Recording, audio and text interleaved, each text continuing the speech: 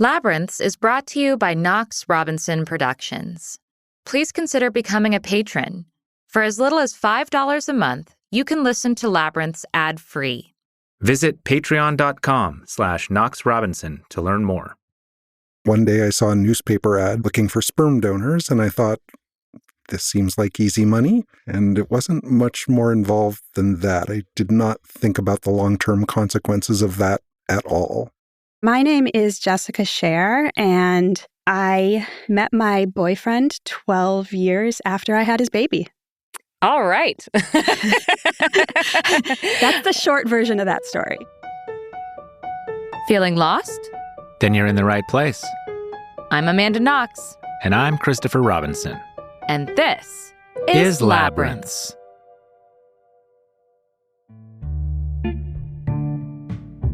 We live in an age of non-traditional families.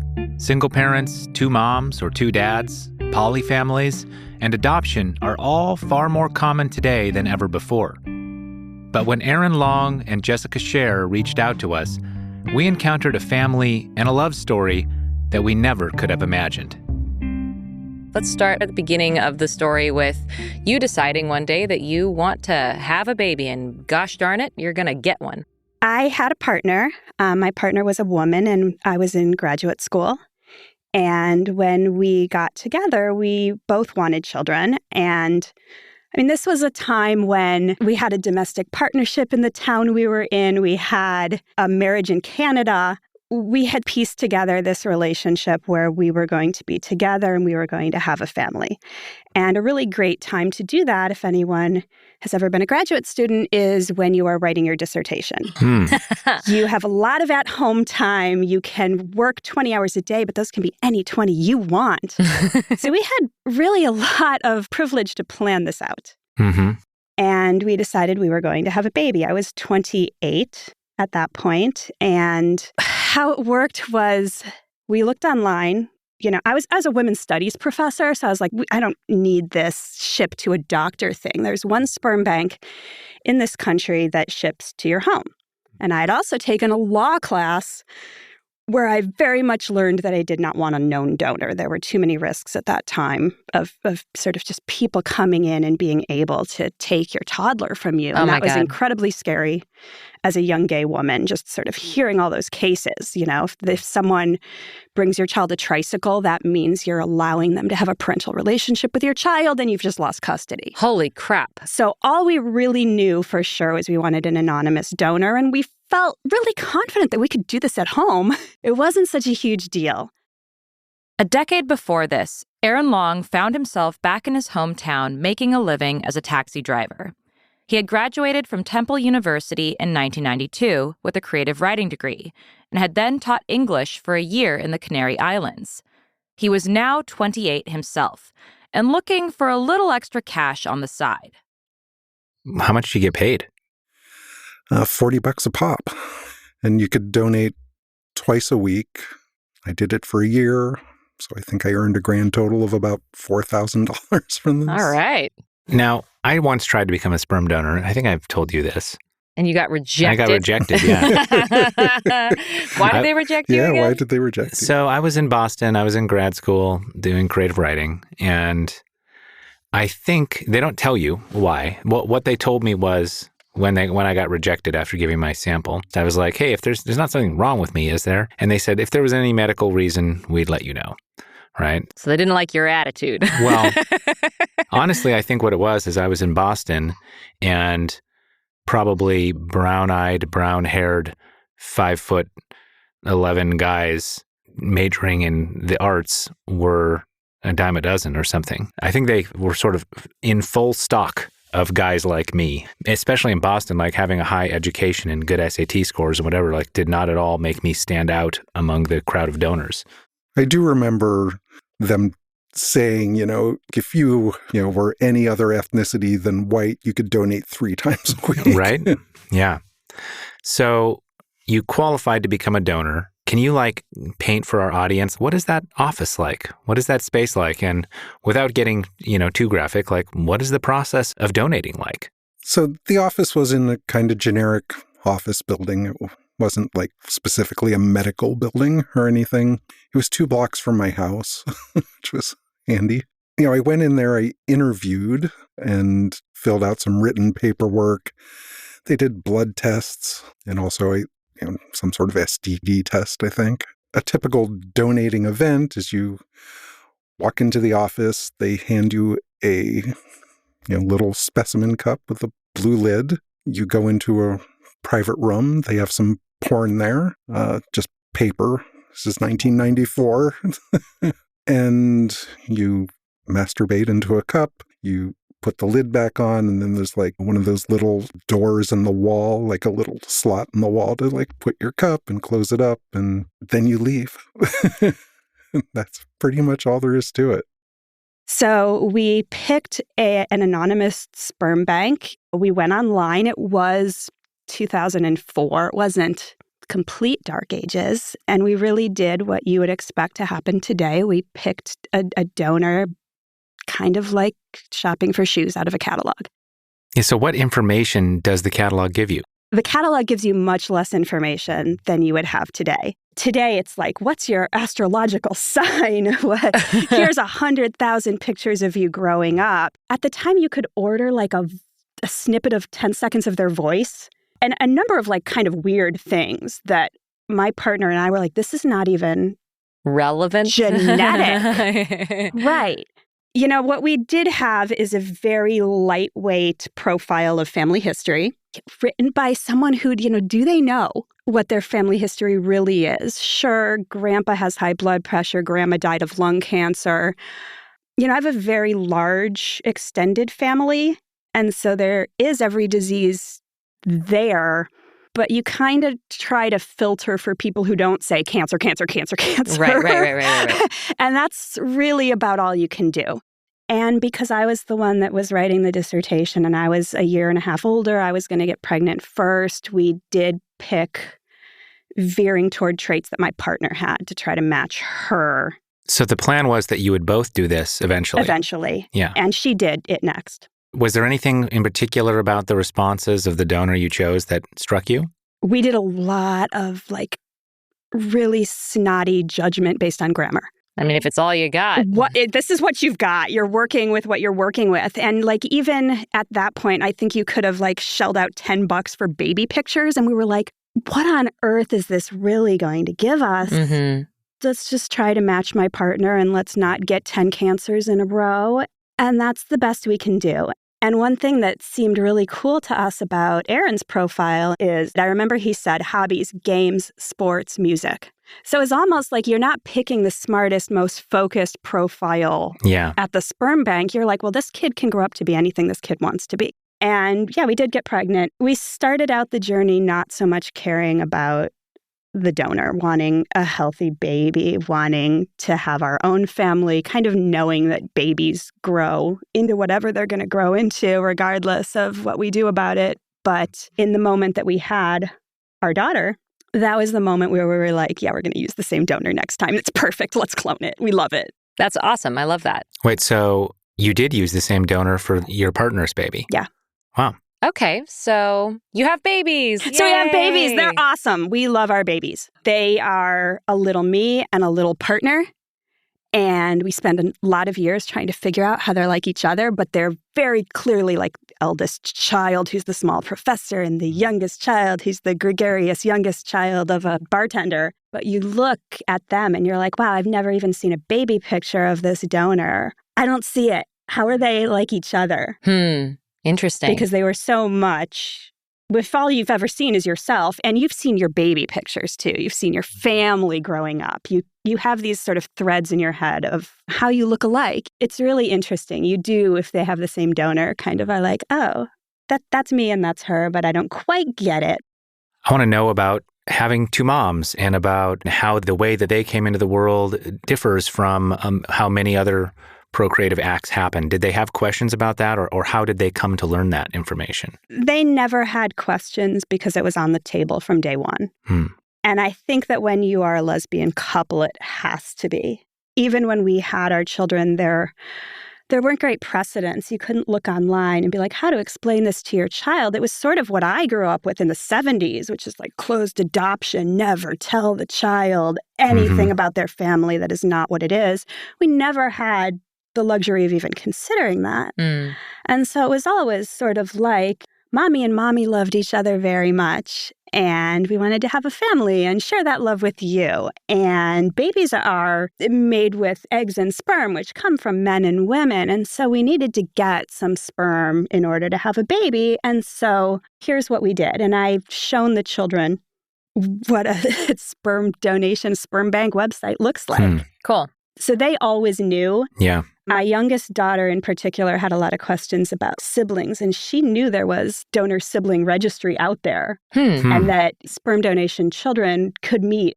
How old is she when she becomes curious about that? 5, 6, 7. Old enough to know that advertisements come on TV where it's like, I found my long-lost siblings. How did you feel and your partner feel about the whole idea of them finding other siblings? My partner is incredibly against that, or was at the time.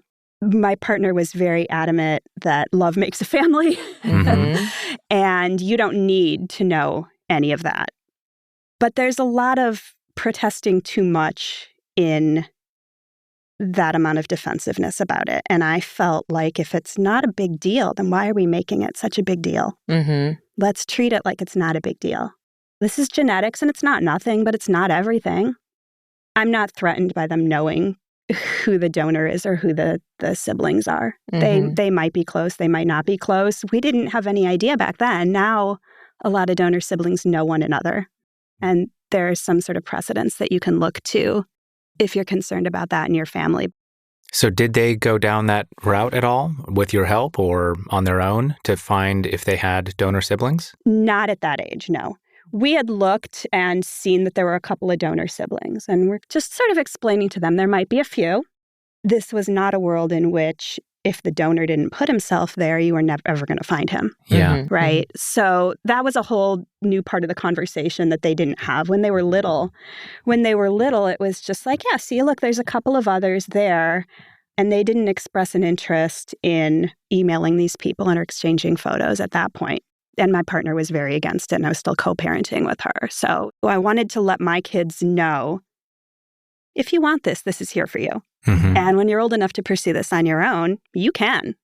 Was it a point of conflict, like the origin story of conflict between you and your partner?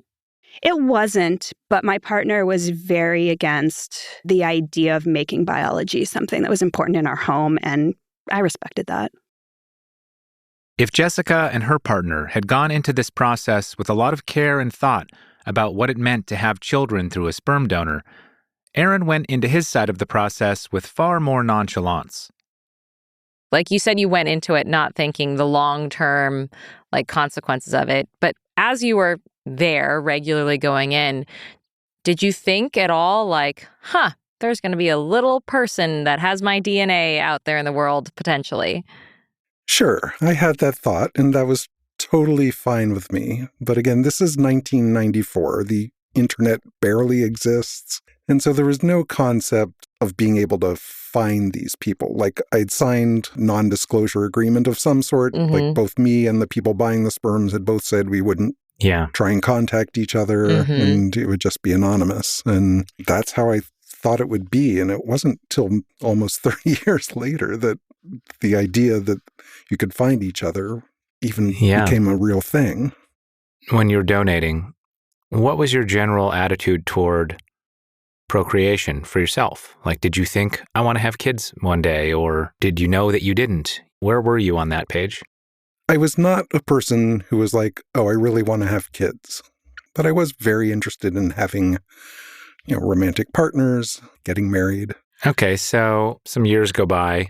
Do you find that relationship? Do you get married? Do you have kids in the old-fashioned way at all? Does anything like that happen? It doesn't. My romantic life until the present was kind of a disaster my whole life. I mean, I would fall in love. I would have these relationships where I thought, this is the person I would be with. And then often, to my astonishment, they would just break up with me. And I wasn't expecting it. Maybe I'm sort of a clueless person, but at least 3 times I thought I had met the person I would marry. And each time it fell apart. Hmm. I never gave up on love. I kept dating people, but I did have a sort of cursed feeling, I would say. I always felt like I was a reasonably good catch, educated. I hold down a job. I'm a little bit unconventional and kind of a hippie, but it was always a little mystery to me why it never worked out. But Aaron wasn't the only one finding himself unlucky in love. Jessica was going through relationship problems of her own. My partner leaves one day. She took off with my youngest daughter. After a decade of co-parenting, she decided she was going to ghost our daughter. My daughter from here, her grandparents have ghosted her. Her aunts and uncles, her cousins don't speak to her, don't consider her family. Whoa. I don't want that youngest daughter to ever hear anything where she's been replaced and where she's not my daughter. My eldest daughter has gotten that. She's got a blog. She writes her sister every single Friday. My ex, I have zero idea what actually happened here, is kind of why we forget this side of the story. It's not really explainable, but the couple of snippets I know, something really bad went down. She's not reaching out to us. We're a little scared of whatever's going on in that household. When I had Alice alone, even after just a very short time, she was turning 11. She had just been walked out on. Even Grandma and Pappy decided that love didn't make a family and they were never going to send her a birthday card again. She didn't have any idea that donors or donor siblings or some other DNA family was a part of it, but she did have an idea that there was this new product called 23andMe where she could really find out.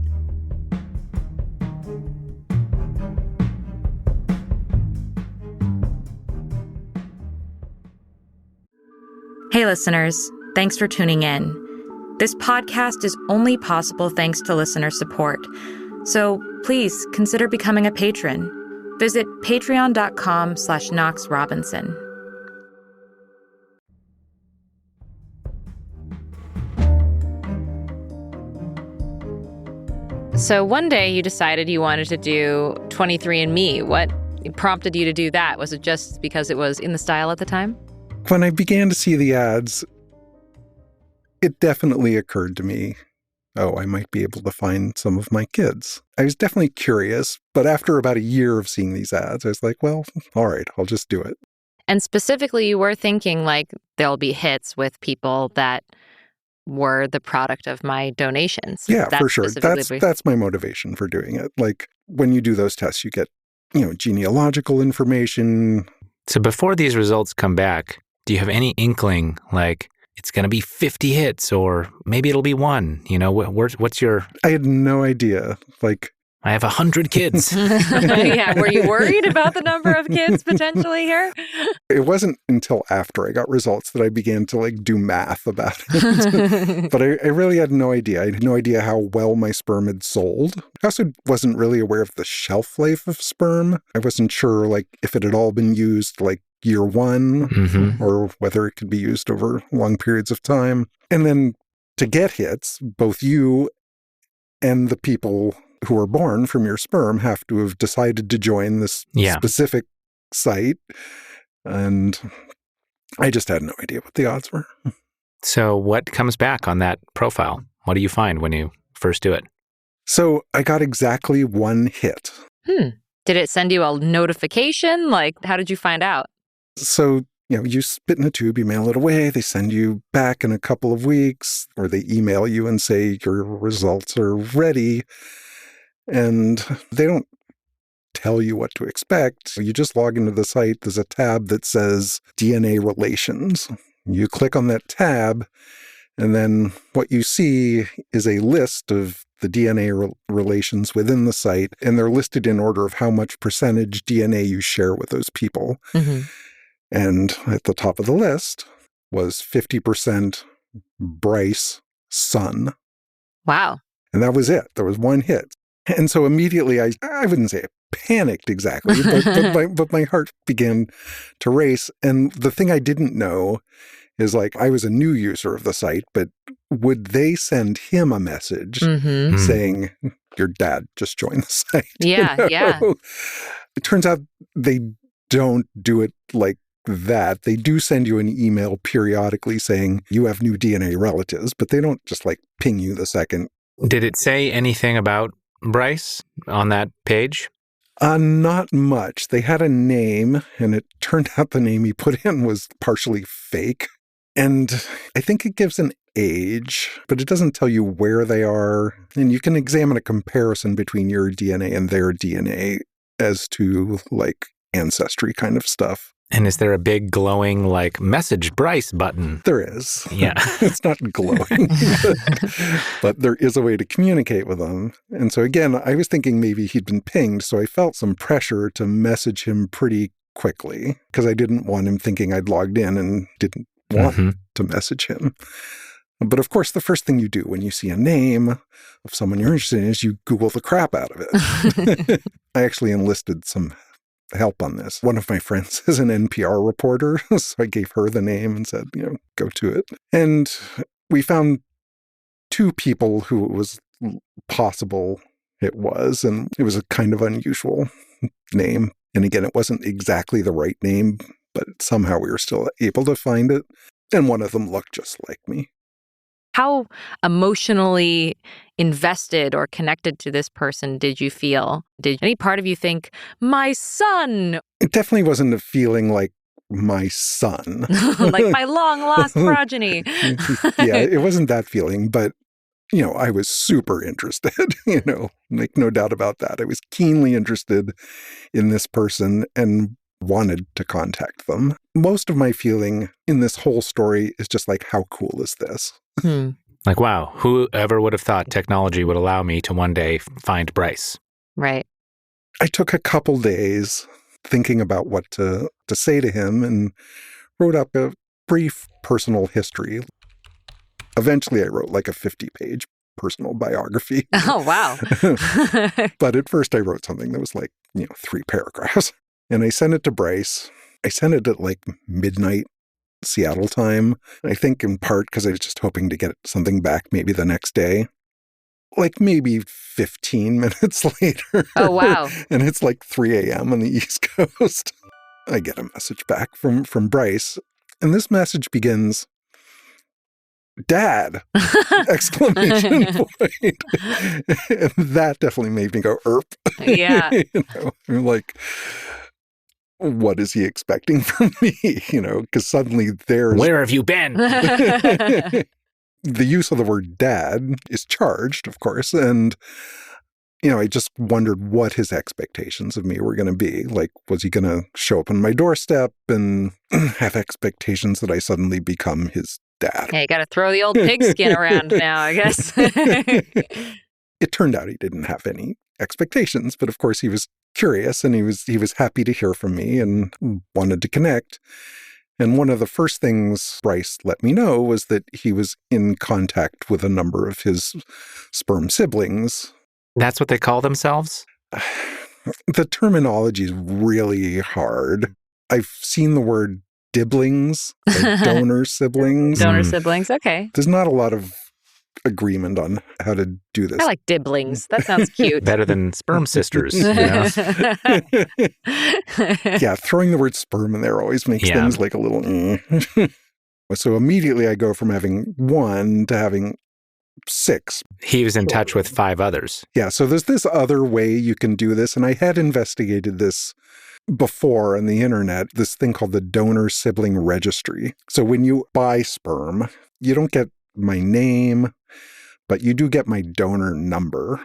Everyone who buys my sperm gets that same donor number. And so the donor sibling registry was a place on the internet where children or perhaps their parents could go and register their donor number and find other people who had that same donor. How long into the conversation with Bryce does this information drop? Oh, immediately. His first reply, he was like, Dad, I'm so excited to hear from you. I thought I'd let you know I've been in contact with 5 of your other children. So within 15 minutes of sending that message, you've got 6 kids. Yeah. A half dozen. Okay. Did that make you want to reach out to those other? Yeah.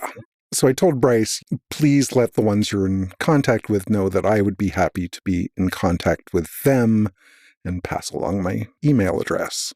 Bryce at the time, I think, was 19 or 20. And he said, well, one of them is also my age, Madeline. And he got me in touch with her right away. Bryce and Madeline weren't the only ones making efforts to connect with their donor dad. Jessica's daughter Alice, age 11, had also expressed interest in learning more about her ancestry. She asked Grandma, who readily agreed to help with this project, for a DNA kit for Christmas. And my mom jumped all over that and got it for her. And were you in support of this also? I'm totally in support of that. And actually, I didn't even have to think it through because I had no idea that when the results came back, you'd click on DNA relatives and the very first thing that comes up is, father, 50% shared. Maybe I should have thought ahead that far, but this is now 7-8 years ago. And, what are the chances that he's there? What are the chances that anybody's there? So she takes the DNA kit. It shows who her dad is. Thoughts? Thoughts are like, oh, holy shit. Mm-hmm. I'm going to have to deal with this right now. I better start thinking now. And I better start Googling right now, right? Mm-hmm, mm-hmm. And he has a common enough name that there are quite a few of them out there. The part of the original insemination story that you did not hear is one of those 8, 9, 10 months that we were purchasing sperm for both of our girls with this donor. One of those months, I got a vial that said 1994. Very interesting, right? Because now this is someone who has a master's degree by 1994, but is still young enough to donate sperm. So now I have an idea of how old this person is. I have an idea of where they donated sperm based on the bank. Doing a little Sherlock Holmesing here. I'm a researcher and I'm very good at this. So within an hour, I had who I thought was the correct person on LinkedIn. His LinkedIn picture is he's wearing a turban and he's playing a trombone. And I can't see his face at all. And he's a 50-year-old man. I'm I have no idea if this is the one. But I think it is because look at the name of his college right in that town by that sperm bank. And look at his master's in creative writing, which is what we matched to my partner. Look at his brown curly hair, which we matched to my partner. And so using his city and his workplace, I found him on Facebook. And he had his K-12 school pictures every single year in a row. I had goosebumps immediately. There was no questioning it. Him in first grade was my eldest daughter with a bowl cut looking like a 60s boy. I was terrified, actually, that there was some sort of notification that 23andMe sends out. You've got a really important relative now. Mm-hmm. Blinking, signs, warning, warning. And the clock is ticking and I'm not writing him. Mm-hmm. And that's telling him something. And so I really felt like I had to reach out to him really quickly. I had to make that decision really quickly because I don't know what the rules of politeness are in this situation at all. And is that what your daughter wanted? Or did you have a chance? You get the results and did she say, I want to talk to him? Or she didn't say, I do want to talk to him. She didn't say, I don't want to talk to him.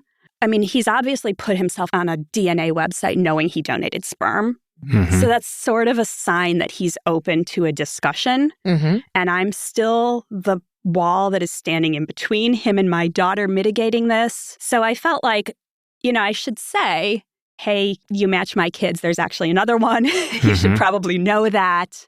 What are you looking for? What do you want to know about us? What do we want to know about you? And that's sort of what I did. I got a message. And at first I was confused because I thought the message was coming from Alice, but really it was her mother, Jessica, writing. And Jessica's message was also a little confusing because she mentioned 2 children, even though I only saw 1 on the site. And it took a little bit of back and forth to figure out what was going on. But it turned out that Jess and Alice lived in Eugene, which is not terribly far away. And at the time I was living in Seattle. But being in touch with Jess, was very different than being in touch with the kids because, she was an adult. She had bought my sperm. And honestly, we just clicked right away. We didn't talk on the phone for a really long time, but we just had a chat going. And by clicked, what does that feel like to you? Were you surprised that you had such a connection with her? Was there a flutter? Talk to me about this clicking. Well, I mean, it happened in a couple of ways. First, I did see pictures of her, and she is super cute. So I definitely noted that. But she was also of a kind of similar mindset. We both had academic backgrounds and were analytical. And so we both began to just approach this interesting situation we had found ourselves in, and the idea of how many kids were out there, and just exploring the whole process of donating and buying sperm. The way we thought about it was very similar. And so we had really interesting conversations that flowed back and forth very easily. This is all text, though. Yeah, it's all text. So are you feeling like maybe there's romance here? Or is it like, this might be a really good friend? Where are you on that spectrum during this text phase? I'm interested. Another way we connected was Jess had been living with two of my donor children, hers and her partner at the time. And so she had been with those childs and knew their mannerisms and personality traits. And so, sure, of course, she was comparing those to me, what she could pick up from our text conversations. And also she would look at the pictures, she sent me photos of the kids from all these ages. And eventually I, shared a lot of photos of me as a kid. There's a couple of photos, one of Alice and one of me at around 10 years old, where we are like twins. I think that gave her a strong predisposition to have some sort of attraction to me. I look like her kid. I'm very familiar. I was interested, definitely. And at some point, I just expressed this to her. I wasn't shy about it. Still in the text phase? Yeah, still in the text phase. Oh, how did that moment go? I do remember her response where she said she appreciated that, but that she was dating someone and was in love with them. And so I dropped it. Was this her partner or someone else? This was someone else. Okay. But she and her partner had broken up. Was there a hope in those conversations that you would also meet her partner's kid as well? Her second kid? No, because the tragedy in that situation had already happened. I do want to meet all of my donor children, but she told me that story. It wasn't on the table as a thing that might really happen. Because she had mentioned there were two kids at the very beginning, and it sounds like through the process of talking to each other, you might have the chance of meeting one of them. But what did it feel like for you to learn that meeting the other one was off the table? At first, it made me a little wary of Jess, honestly, because I thought if this other person had withdrawn their other daughter completely from Jess, they might have had cause for that. Sure, yeah. So there might be something I need to be wary about with Jess. That idea got dispelled reasonably quickly. Again, I just kept interacting with Jess, and there was just no sign of any, she's just not a crazy person.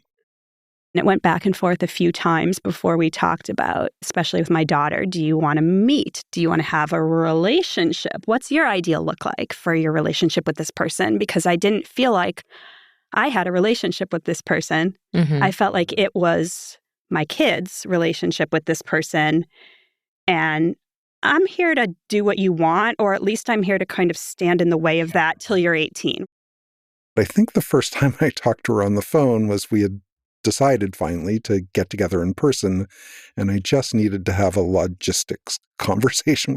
When I called her on the phone, it immediately rekindled my romantic interest. I called her on the phone, and she said, "Alice, I'm going outside for a while." So she wanted to talk to me privately. And I was like, oh, maybe that's just a natural thing to do. But she went for a walk to talk to me.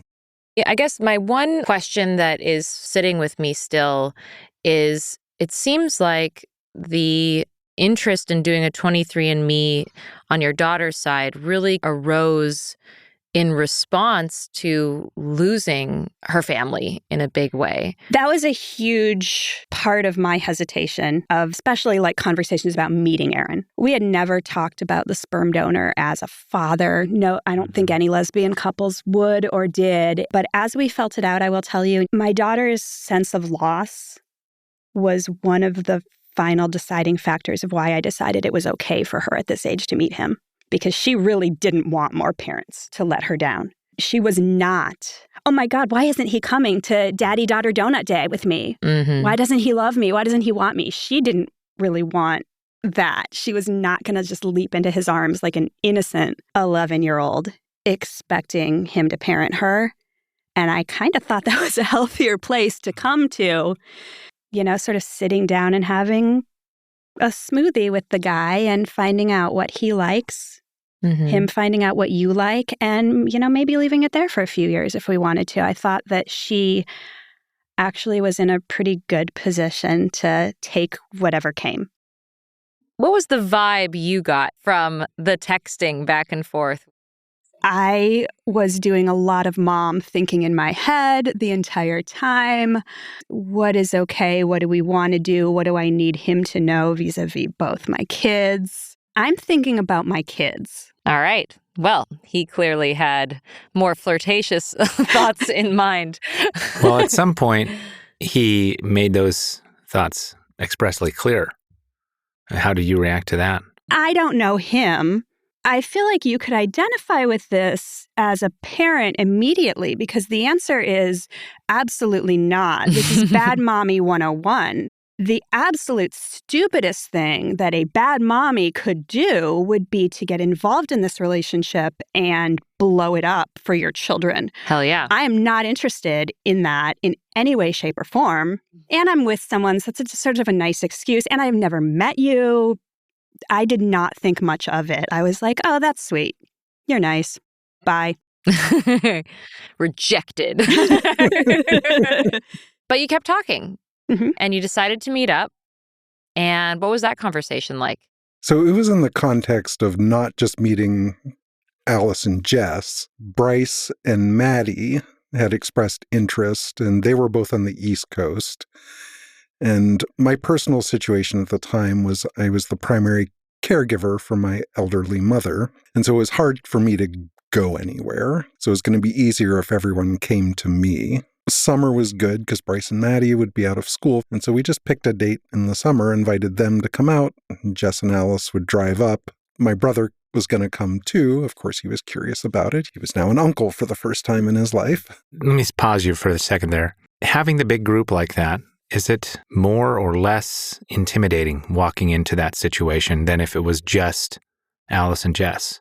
Less, for sure. Same for you, Jess? Absolutely, because I'm not thinking of me at all. I'm thinking of Alice. And I think that, here's a couple of siblings and the donor is a real pressure off situation. They can talk amongst themselves if you want. You can look at them. You can say hi to all of them. We can go back home. And then from there, it can be whatever you want it to be.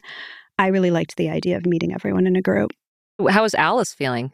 Alice is a very take it or leave it kind of kid. She was not attributing huge things to it. She was fine with it. I was the one that was like, is this okay? Should we be doing this? Let me Google it. Oh, there's nothing. So I was the one that was kind of having to come up with the rules about what was okay and what was not okay. And I didn't know if it was going to be okay with her forever, right? Like sometimes your 11-year-old is acting cool about things and doesn't think it's a big deal to them now, but that doesn't mean it won't be a big deal for them 5 years from now. So I was just trying to keep it light. It is what it is. It's handy to know these might be good people, good to have in our back pocket. Let's go see.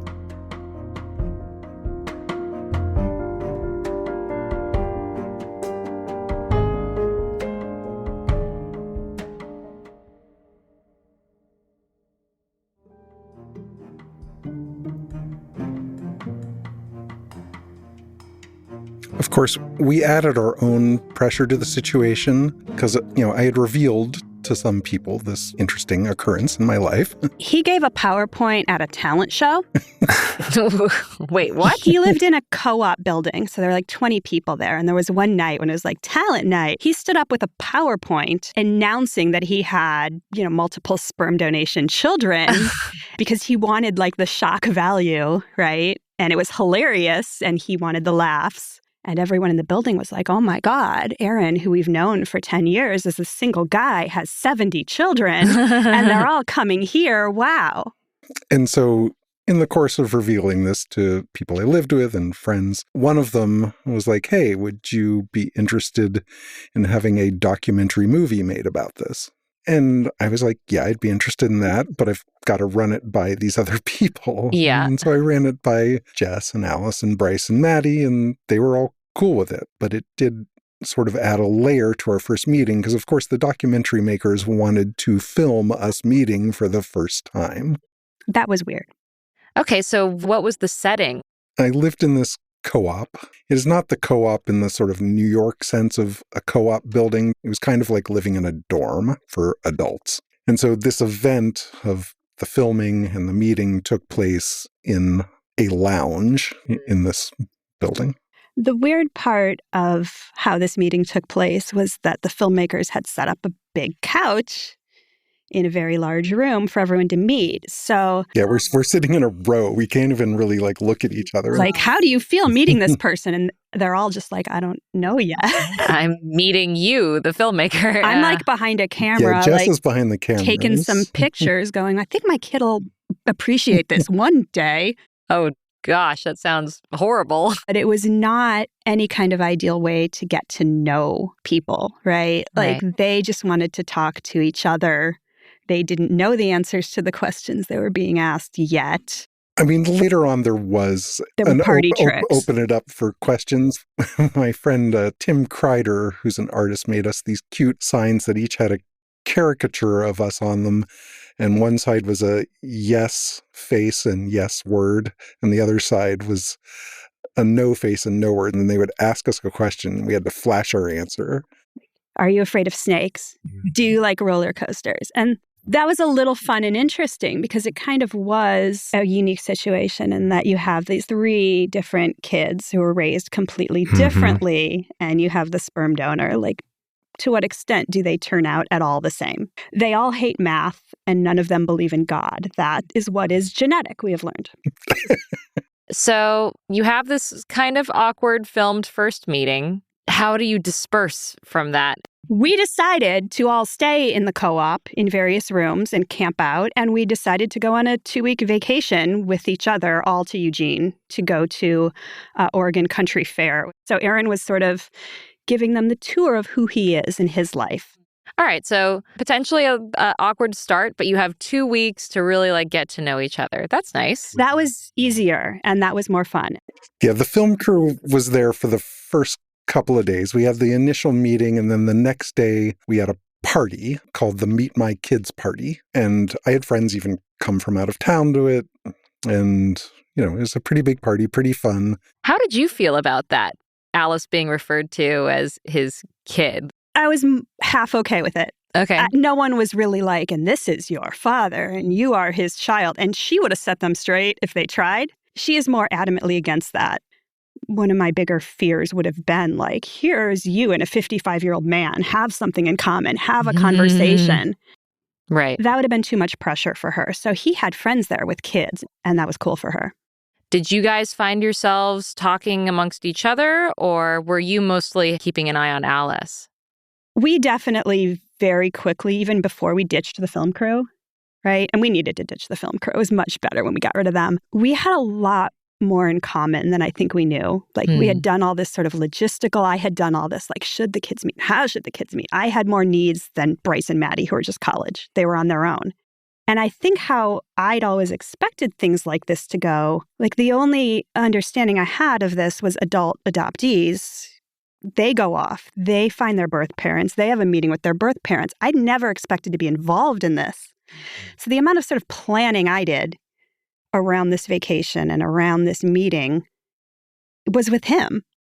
And then when we even had that party and then when we went on that vacation, we were very quickly just like the mom and dad, if not in name. We're like, all right, there's logistics. Yeah, we're in the front seat of the car. The kids are in the back seat of the car. Yeah, I'm like tossing snacks. Yeah. Just suddenly we're in that role. That's interesting. And it was really comfortable and easy to be in. We had to decide what things to do, where to stop on the highway to eat. So it sounds like you fell into co-parenting almost before there was any notion of direct romantic connection between the two of you. How this works from my perspective is I have just spent a decade watching his mannerisms. This is the opposite of normal parenting. With normal parenting, you find a person and you get to know their mannerisms over time. And then once you know them, you say to this person, let's have little us's. They will look like us and they will act like us. And we want that. It's going to be adorable. I had the little us's for a decade. And so when I met him, I don't know if it's inevitable. I feel very comfortable with him. I know him. I know how he moves. I know how he acts. Meeting him in person was a really different experience for me because you can't get that from the photos. It was like being with people that you haven't seen in a long time and you just pick right back up with. Did you feel anything like that toward Bryce and Maddie? Did you see a sibling connection? Did you see something shared with them and Alice? A little bit. I see it more with some of the other siblings. And what's interesting is even to this day, I've met the most kids because I've met my other daughter that none of them have met. We should say here that the current count is 21 children. We have a spreadsheet. Wow. And when was the most recent addition? A year ago, maybe even less. Wow. There are always new people popping up on the ancestry sites. Wow. Okay. Well, then, any noteworthy stories from this vacation? Like, the vacation was great.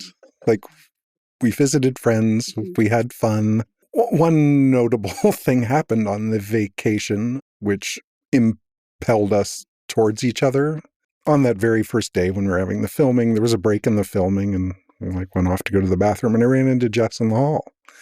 And we hugged, and I was like, she's interested in me now. It was just a hug. What made you think that? This was not the sort of hug you would just give a stranger. This was just a hug. All right. So we go on this vacation. We're mom and dad. You're thinking about that hug for days. We did go on what I think probably in retrospect should be referred to as a first date. In a cemetery. In a cemetery, because I have an 11-year-old, I don't know, she's like only been alone like once. And there's these teens there with her, but like Bryce is on Tinder and just going off in Eugene meeting people. I don't know these kids. So we just took a walk around the neighborhood. And so we ended up in the cemetery. It was a little like high school. You're like, well, we have no car. We just kind of want to stick close to home. And we wanted to talk sort of as adults. But it was an odd first date because it was mostly like me explaining his children to him. I'm filling him in on this world that's a lot more complicated from my side. And we're all here just thinking and talking about like the sperm donation issue of it and the like, what do you have in common side of it? And yeah, we're just all getting to know each other. So it's sort of like, here's what happened the last 10 years with kind of your kids. What makes it feel first datey to you, that moment? It's kind of the first time we've been alone together. Yeah. Did you hug again? Yes. Okay, so what happens next? Aaron said, well, you could sublet in my co-op because someone's leaving right now. And that almost seemed like at the point at which we were starting a relationship, that other relationship was imploding. It seemed like a really good, almost halfway house to just take some time and figure that out. So let's just hit this pause button and stay here for 3 more months. So we moved to Seattle immediately after meeting him. I love how you're doing this whole thing like exactly backwards, right? Yeah. Right? Because you go from having children to co-parenting to, well, let's be housemates. Right? Yeah, if we play our cards right, someday we'll just be friends. Yeah. Okay, so you move in, co-op life. How does Alice take to that? Alice just rolls her eyes. She had been through a really huge trauma. So I think her sort of flippancy and standoffishness was always my biggest concern. And honestly, that meet your kids party at the beginning of this, extravaganza was the biggest part of what convinced me it was okay to possibly start a relationship with him. He had people coming in from Pennsylvania who he had gone to nursery school with. Not even like K to 12, here's my friends from high school, but here's Bob from kindergarten. He had like 17 ex-girlfriends because he's never married. He never had kids of his own. He never divorced. He had like every ex-girlfriend he has ever had. There weren't that many. Turned at the out party. 17 might be me using hyperbole to tell a good story. But every one of them is there. He is still friends with every one of them from nursery school, right? So, like, the idea that this relationship is going to absolutely explode and I'm never going to see him again and I'm going to screw this up for my kids. And I've even got one kid who's never even met him, never met his elderly mom, might not get to even if they're not interested in the donor. How many people are not interested in grandma? Everybody loves grandma, and grandma would love to meet you. And my only real concern here, and it's a huge one, is messing up this relationship for my kids. So when we moved into the co-op, it kind of carried on like that. Like, we went backwards into dating phase and we actually got to know each other.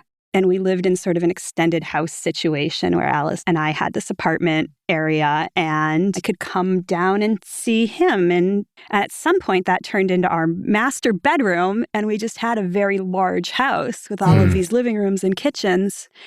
And it gave us a little bit of distance that I think you need to date someone new when you have a child and start that life. If not for that co-op, maybe you wouldn't be here today together, huh? Right. Because if he had been living in a, in a one-bedroom apartment or something, there's no way you're moving in with him. No, right? We wouldn't have. Wild. So how long ago was that? And that was 7-8 years ago or something? Let's see. If she was just 12 that summer, she is a freshman in college now, so 6 years ago. Just to step back to that time for a minute, one of the things that made me really confident about Jess as a partner was, I was taking care of my mom with Alzheimer's, and Jess was so good with my mom. Everybody loves grandma. I mean, my mom is a very sweet person and probably, one of the best case scenarios for someone with Alzheimer's who just kind of kept a sweet disposition. But my mom took to Jess immediately and would just be playful with her. And that gave me a lot of confidence that Jess was a great person. And ditto, because him caring for his mom like he did 24/7 was amazing. When did you guys sort of figure out that you were a couple? We're living together at the co-op. I'm taking care of my mom. Jess begins to help me with that. We just begin doing family things together. Like, we begin to have meals together, go on outings together, and we're all together all the time. It's not like I ever asked, do you want to be my girlfriend? It just happened. I distinctly recall Googling, like, how do I date my child's father? And then realizing really quickly, that's stupid. It's not on Google. Yeah, maybe this has never happened Oh my to God, anyone else. right. This is the only thing I've ever done in my life that nobody's ever done. We could not find another instance of this. And how do you, become essentially a step parent to your own biological child? That's why I'm with Aaron. He had never had kids. He has no idea how to parent. I have a kid who deeply does not want you to come in and try to parent. Yeah, so talk to us about that. What does it look like today? And were there growing pains along the way? Was there some awkwardness, or did it feel like it fit from the very beginning? I think we've had fewer growing pains than most couples. Yeah, Jess and I hit it off really well. We're great at working as a team. The prosecution of day-to-day life is just really smooth with Jess. We don't have any conflicts about that. We both have similar, kind of nerdy academic interests. So it wasn't really awkward at all between Jess and I. Between Alice and I, it was a separate matter. One common thing about Alice and I is that, neither of us is especially talkative. I mean, I'm being talkative here with you now, and I can turn it on when I have to, but, you leave Alice and I in a room together, and it's pretty quiet. Alice and I never had any antagonism, which was nice. There was just kind of some distance there. But the one thing I discovered was that Alice has a good sense of humor, and I'm pretty witty. Like, I'll make funny comments about things, and she would laugh. I always felt like I had won a point when I would get her to laugh, and she would make me laugh sometimes. There was this one time, somehow the word 69 came out, and Alice and I simultaneously said, nice. That made me very happy.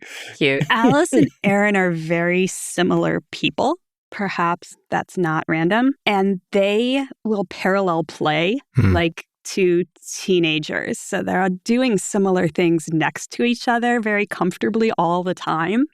I feel like if he had a wife and had kids and been divorced and I got with him, this story would be very different because he would have only been able to have a different outlook on other people's teenagers. Mm-hmm. You know, he just kind of sees her as another introverted friend, as I think he sees all of his donor kids, and he's able to be for them whatever they want. And it's no skin off his back either way, what they want. You know, it doesn't have to be this parental relationship for them. So I think it's a very good relationship, but I think if I dropped dead, it would be interesting to see. Are there labels? Like, what do you call each other? That's a tough one. You know, Alice very adamantly does not want me to be referred to as her father. Alice worked at the Thriftway for a while, and sometimes my friends would come in and say, "Oh, Aaron's your dad." And she does not like that at all. And I do my best to get my friends not to use that terminology. I try to avoid using it myself. But it's really hard. You know, it's such easy shorthand. Yeah. And there's not like a great alternative. Mom's boyfriend who happens to be my biological father is. And it's also become like I'm trying to give her these lectures. Like she told her doctor on the first appointment, I live with my mom and my mom's boyfriend. But it's also kind of a lie. You know, like you're also deliberately misleading in some ways. And I get it. But 2 years into these relationships, people are like, "Hey, Al, I figured something out and you're kind of lying to me." And it's become very weird because you also don't want to have a conversation up front with everyone you meet about, you know, who you are and what your backstory is and why you need to know about this. Here, let me send you a Good Morning America clip so that you understand it. So you put it off and you don't talk about it for a year or two. And then you realize you've got a problem in this friendship because there aren't great words. Using them makes everybody immediately jump to a conclusion that isn't quite accurate. Because like you use the word stepdaughter. That's probably the most accurate. Yeah. It is. I think not having those labels, though, also gives you kind of freedom to build a relationship that's not defined by all the cultural baggage that comes with those labels, right? So where do you guys see yourself and your relationship and your family unit today? Are you still sort of like on a journey of discovering yourselves, or what is your current situation? Well, we moved to our house just before COVID, and then we didn't leave it for like 2.5 years. And Alice didn't go to school, and we got a lot of chickens, and 99% of them turned out to be roosters. And so our journey today is just like trying to keep in good graces with our neighbors. And we dropped Alice off at college this fall. And I think we're just going to continue to sit on our couch and watch Jeopardy for another decade. Eventually, you know, you're just with this person and you have to develop a relationship like anyone else. You know, eventually the origin story begins to fade and we're just two people having a relationship, and it's worked out great. You know, I've never been so happy. Although you never know, next Tuesday you might have another kid.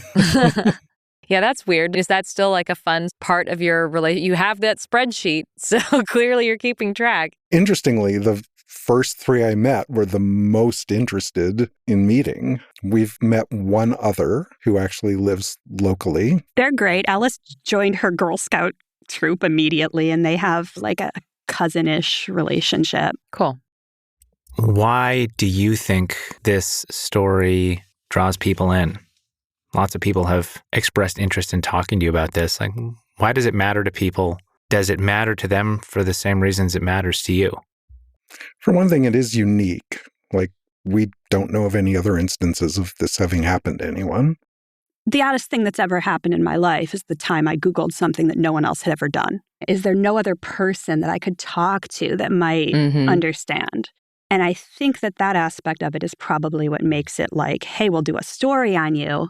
But for me, that was a weird, hard parenting decision. I make quite a few of those. And I have to figure out how we're going to do this, knowing my kids and knowing myself and knowing our lives. I think people have liked our story because it came out right before the Golden State Killer, right at the time at which everybody is going online to these ancestry sites. And quite a few people are finding something new there that is newsworthy that we never thought we'd get 20 years ago. To address your question of why the public is interested in it, the public is famously suckers for cute stories. Yeah. And that's as far as the discussion goes. The average news story, so confusing. It's often 2 minutes. You can't even follow all these people and where they've come from, right? Try and describe our story in 2 minutes in a coherent way. Most of them fail. Once in a while, we'll get radio or podcasts have actually been our favorite way to talk to people. Before this, probably the best experience we had telling our story was with the BBC, who did a 45-minute conversation with us. But trying to distill our story and just have cute pictures of us. It also maybe leaves off some of the more difficult or dark spots, I'd imagine. None of them want to address Soren. And they do so for legal reasons, which is the part that pisses me off. Because you'd rather protect yourself than this child who's currently living in a captive situation. No truth here because we can't get that side of the story, so we might get sued. The only people who have really done 100% truth is Daily Mail. Oh, wow. Right? If you watch that Daily Mail piece, there's not a factual error in that. And I'm like, oh. Yeah, the Seattle Times reporter who interviewed us. I told him everyone gets it wrong. Everyone screws it up. Please let me just review the copy. I won't try and edit it in any way. Just let me do a fact check. And he was like, no. And he got some stuff wrong. What about Soren's side of the story do you want told? I want Soren to know that nobody's replaced her. We don't have a family that is not her. She is our family. She is the love story of this story. How so? I think that any kid at 10 who has a family, that's their family and that's going to be their family forever. I do media because I want Soren to hear from us. I want to be out there everywhere. I want that for Alice and I want that for Soren. I want no other child to ever be in the position that she's in now and has been for years. I want more voices to care about my child, of course, my child in trouble. I have to make sure that this child as an adult can trust. She's in a worse position than Alice in a lot of ways, and that Alice is with a parent who she knows isn't going to leave her for anything, isn't going to stop loving her for anything. She knows she can screw up pretty bad. And my other daughter doesn't know that because my other daughter has seen her mom walk out on a child. And so that child is in a much more vulnerable position. And at some point, that child may also know that she's obviously gotten there through some manner of manipulation, whatever that may be. And so the mom that's been telling me she's keeping me safe hasn't been. That's a child that's in trouble of not embracing new people, new family, new loves, and not having a fulfilling life because of it. So I want her to know she's got a family. It's here. It's not leaving you. It will always be here. Whenever you're ready, if you're ready. The takeaway from this story for me is that truth is never scary and bad. Don't be afraid of what you're going to find on 23andMe. There's no blocking it at this point. We can know so many things that we couldn't know 10 years ago. We can find people that don't want to be found. If Aaron hadn't been on that site, I now know I could have found out who it was. I would like to push society to be a little cooler with that, even if what they're finding isn't their favorite, that there's just some sort of value in truth in and of itself. And I want that for Soren. Did you let them know that you have a website for Soren and that Alice writes to Soren I think I every said day? that Alice writes on her blog. It's a place of communication, even if she can't always get communication in the ways that we want her to have. Yeah. Does Alice feel a little like she's throwing out a message in a bottle with that blog? Every Friday. And it's heartbreaking. I've only read a few of them because it's heartbreaking. But it's important that it exists. It's important for other kids that it exists. I like that that's out there publicly, that you can look at that sort of pain and that family and be like, wow, but that would be a good family to have because there's an incredible amount of love there. And I can tell from that pain. Do you know if Soren is seeing it? Not definitively. We have some evidence that Soren is keeping up with us a little bit. Gosh, that's rough. It is. All right. Well, do you have any further questions or do you have any further thoughts about that? We just keep doing it. I'm going to parent every day because that's just what you do. But yeah, I mean, I have sort of come to terms with the idea that even though I'm in a good relationship, I'm also in an abusive relationship. And it's an ongoing abuse because every day I know my child's held, lied to, hurt, has lost so much they didn't have to lose. Every time somebody dies that they didn't get to see again or that they never got to meet, like Aaron's mom. She would have loved Aaron's mom. She would have loved to have been on a documentary.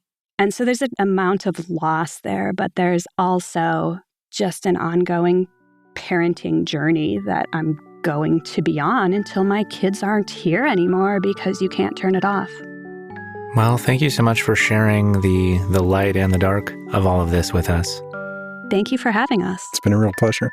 And thank you for listening. Stay tuned for next week, where we'll have another installment of Who's Right, our series of serious and silly debates. In the meantime, get lost with us. Find us on Instagram at @AmamaKnox. At MC Carbon, EMCEE Carbon. You can learn more about our work and how to support it at knoxrobinson.com. And if you'd like to spread the seeds of Labyrinths, please consider donating a 5-star review to Apple Podcasts. Labyrinths is brought to you by Knox Robinson Productions. This episode was written and produced by us. Our managing producer is Andre Sapp. Our production assistant is Jasper Merrill. And our theme music is by Josh Budo Karp.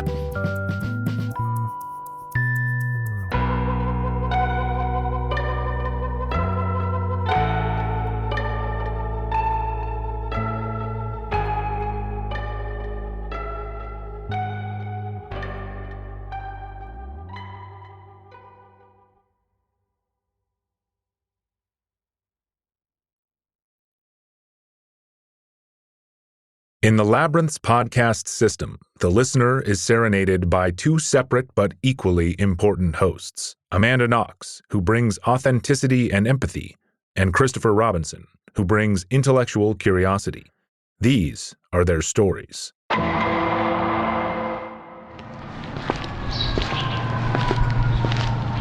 What do you think, Knox? Looks like a podcast junkie, shot up with one too many ads. Should have become a patron from the looks of it. Who wouldn't prefer ad-free episodes and signed books and live video hangouts over overdosing on ads in an alleyway?